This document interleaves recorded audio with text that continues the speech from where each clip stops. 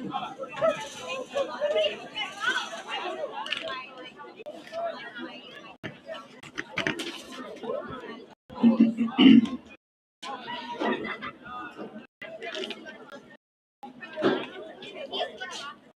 Warrior Nation, what do we got? We got 2 viewers. How's it going?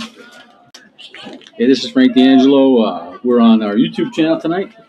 Frank DeAngelo-Wyoming Area Athletics. Carl Zielinski's on the way. He'll be on Verbally Intoxicated, so we'll have you covered a couple both ways tonight. A couple of ways. Carl may be broadcasting from the visitor stands. Okay, so tonight, 7-0 Warriors against the 1-6 Lake Lehman Black Knights on the black turf at Lake Lehman. So we're just doing a little pregame show here. See how our audio and video looks. Is it homecoming? Yeah. Is it homecoming? Tomorrow. Okay. Oh, tomorrow. Okay. Nothing tonight then? Huh? Nothing tonight for homecoming? No. Okay. It's just a homecoming game. Okay. And they're announcing the queen. All right. So we have some homecoming festivities here for Lake Lehman as you watch some of the guys on pass routes there for the Warriors. So 7-0, and they're not taking this team lightly. Coach Jerry Gilski, he's down there having some pregame conversation with Coach Spencer. But Coach Gilski is a great coach. He's widely regarded in this conference, and with good reason. They played for the district title just a few short years ago, and they may have a young team. In fact, there was a nice profile in the Citizens Voice today about one of their receivers, Ben Dowling. He's a junior. He's having a nice year for them. And he spoke about that, where he admitted they are on the young side, but we're 8 games into the season here, and it's time for guys to step up. So they're looking to finish strong, and it will always be a dangerous team. They did have trouble with Pittston area last week. They lost 35-7. Pittston area was able to pass on them a little bit. So we'll see what the Warriors do in regards to that. I'm sure Warriors would like to continue that balanced offense that has helped them get to the 7-0 point. Of course, Aaron Crosley is the centerpiece of this offense, the focal point. But week by week, we're getting some nice performances from some additional playmakers like Lodge Kellum, Michael Crane, Kevin Weedle. Josh Marock is actually the leading receiver on this team with 7 catches and 3 touchdowns. So we're getting more diverse in, giving the opposing defenses just a few more things to think about. And I'm sure Coach is going to want to expand on that, maybe add some things to the playbook. Every week it seems like there's a couple new plays that they try as we get deeper into the season. Obviously, you want to give opposing defenses more to think about. So they're fired up. You can hear them. Guys on the sideline, we're fired up here. It's a beautiful day, beautiful fall afternoon here in the back mountain. I always enjoy coming to the stadium, so we're on the deck right outside the press box here. We won't be bothering them, and they won't be bothering us. And Craig will be along shortly as he comes from Western Wayne, where his daughter's playing soccer. So we'll have at least a 2-man team here tonight. Maybe Carl will come in and sit with us. That's his decision. But we always try to cover you a couple ways in case things aren't going the way we want. So we're 5 minutes in. I like the test so far. No drop frames. That's something I look for to see if we have a good signal. See if we're going to be able to zoom in on some of these guys.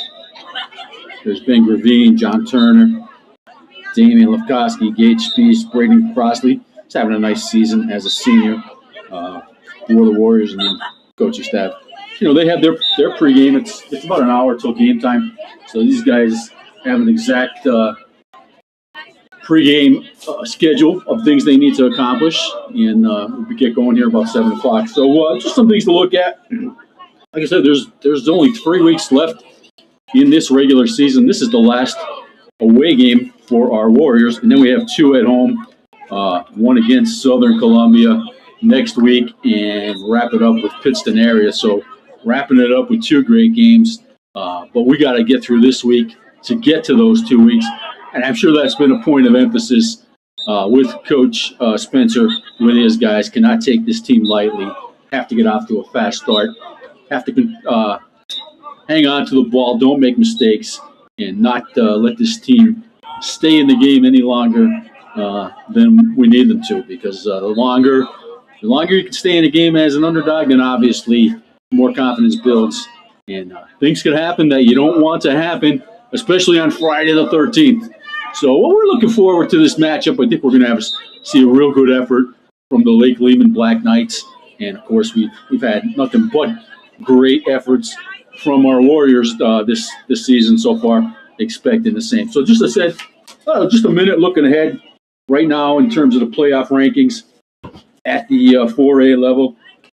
Dallas is first. The Warriors are second. Valley View is third. So the Warriors have a path to the number 1 seed. If they win out the rest of the way, they would almost definitely have the number 1 seed, especially with a victory against Southern Columbia next week. But I'm smiling as I say that because we all know that's a tall task. It's not impossible, but it would be a great win. But just in terms of points, if the Warriors win their last 3 games, they would almost certainly be the number 1 seed going into the 4A playoffs. Dallas has kind of a tough schedule. Actually, Valley View has the toughest schedule, the toughest 3-game schedule the rest of the way. Del Val tonight, Wallenpaupack next week, that's a rivalry, and Scranton Prep. So Valley View's got 2 lights-out games over the next 3. Dallas has Wallenpaupack tonight, Wilkes-Barre area next week will be a tough matchup, and then they finish up with Lake Lehman. And, of course, the Warriors have Lehman, Southern Columbia, and PA. So those are the schedules for the top 3 teams. I think Crestwood is 4th, but they've got a few losses. And it doesn't mean they won't be a dangerous team in the playoffs. They certainly will. I'm looking at that 4A and who's coming out of that. And, from the back 4, you talk about Honesdale, North Pocono, Wallenpaupack, Tunkhannock, Nanticoke. I think there's a lot of. There's going to be 4 very good games to make up the first round of the 4A playoffs.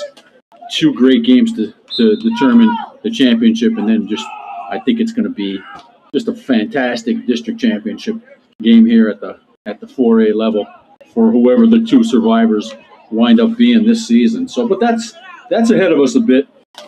We've got this game to get through, and just looking forward to the Warriors in home whites continuing to put points on the board and play some good defense and finish if they get the win tonight, it would be an unbeaten record on the road, and that's always a difficult thing to do for a high school football team. So 8 minutes in, 9 minutes in. Okay, it went a little longer than I wanted to, but we got a good test here. I'm going to be able to look at some things.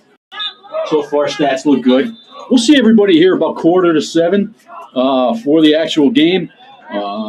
Maybe our band will go on first, or I think Lake Lehman's band will go on first. So we want to get that because they were practicing right when I got here, and they sounded great. They always have a great band, and we know a lot of people look forward to seeing that as well. So let you get back to whatever you were doing, as long as you promise to be here at about 6:45. So this is Frank DeAngelo for Wyoming Area Football Alumni Network, and we'll see you in a little bit. Thanks.